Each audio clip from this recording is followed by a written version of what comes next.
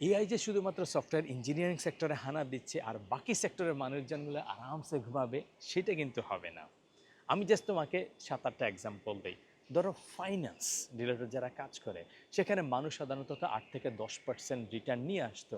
সেই জায়গায় দেখা গেছে টানা 8 দিন এআই বট 29%-এর উপরে রেজাল্ট নিয়ে আসতেছে। তুমি যদি হচ্ছে লয়ারের কথা চিন্তা করো, আইনজীবী কোনো একটা কেস ডিল করতে গেলে তাদের প্রচুর ডকুমেন্ট পড়া লাগতো, সেই ডকুমেন্ট পড়ার কাজ 80% এআই কমাই দিচ্ছে।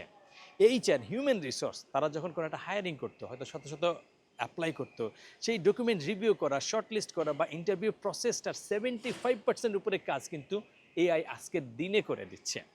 তুমি যদি হচ্ছে কন্টেন্ট ক্রিয়েশনের কথা চিন্তা করো, সেইখানে প্রায় 50% উপরে কাজ কিন্তু এআই করে দিচ্ছে।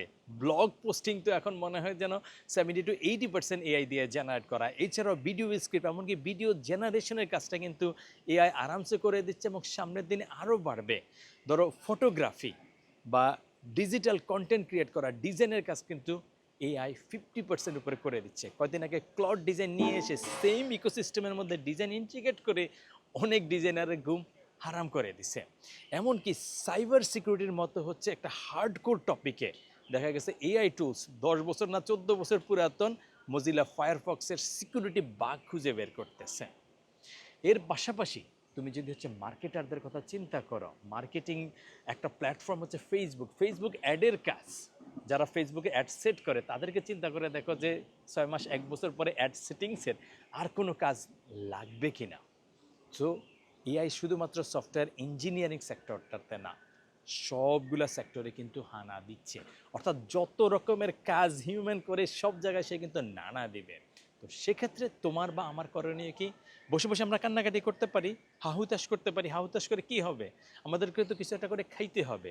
সো খাওয়ার আমি একটাই রাস্তা দেখি, সেটা হচ্ছে তুমি যেই কাজটা করো সেই কাজটার মধ্যে জাস্ট শুধুমাত্র চ্যাটজিপিটি গিয়ে প্রম্পটে লিখে রেজাল্ট নিয়ে আসবা, এই কাজটা করতে যায় না। এআই কপি পেস্টার হয়ে তুমি সার্ভাইভ করতে পারবা না। বরং তুমি যেই এরিয়াতে কাজ করো না কেন সেই এরিয়াতে এআই হবে তোমার ওভারঅল সিস্টেমের ইন্টিগ্রেটেড পার্ট, যেখানে তুমি ওভারঅল সিস্টেমের প্রোডাক্টিভিটির উপরে বসবা। মেডিকেল সায়েন্সে প্রচুর, ধরো হচ্ছে কোনো একটা রেডিওলজির যদি রিপোর্ট দেখতে হয়, ক্যান্সার ডিরেকশনের মতো জটিল কাজগুলো, এক্সরের রিপোর্ট দেখার মতো জটিল কাজগুলো কিন্তু হিউম্যানের চাইতে বেটার এআই করতেছে। অর্থাৎ আমরা যেই ফিল্ডেই কাজ করি না কেন সেই ফিল্ডটার রোবাস্টনেস নেক্সট দুনিয়াতে হবে এআই পাওয়ার্ড এবং এআই ইন্টিগ্রেটেড সিস্টেমের মধ্যে। তুমি সেই সিস্টেমটা জানার এবং ডেভেলপ করার একটা মানুষ হও, তাইলে তোমার হয়তো একটু বেটার চান্স থাকে।